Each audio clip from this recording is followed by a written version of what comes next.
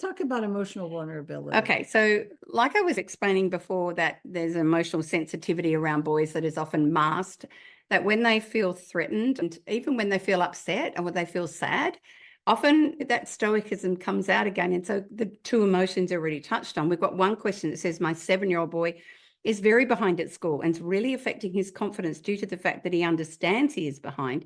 How do we support him not to take on board what everyone else is doing and focus on his own wins?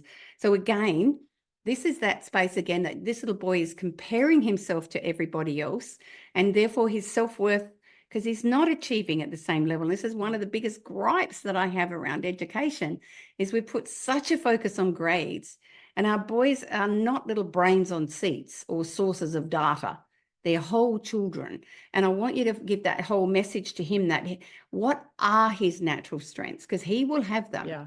And let's talk about what else can I do to build those strengths, while supporting him as he learns. And as Susan's already said, how can you work with the teacher to see what else can we do to support him?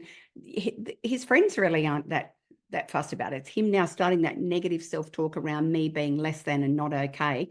So focus on the strengths, and grades will never define you and never define anyone, even though that's the pressure you're hearing. And then lighten up.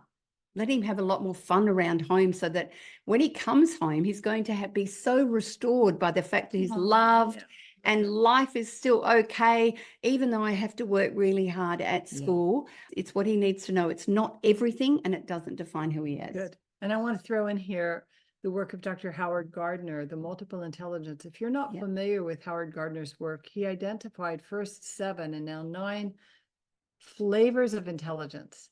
School focuses on 2. One is logic mathematic and one is verbal linguistic. So if you happen to be smart in one of those, naturally gifted in either logic mathematic or verbal linguistic, you're smart, you're getting good grades.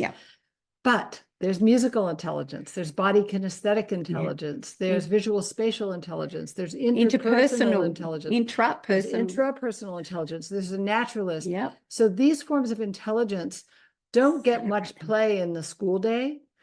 Be sure that if your child is musically intelligent or body kinesthetic or interpersonal, whatever it is, that they're getting time every week to shine. Do what they're naturally shining.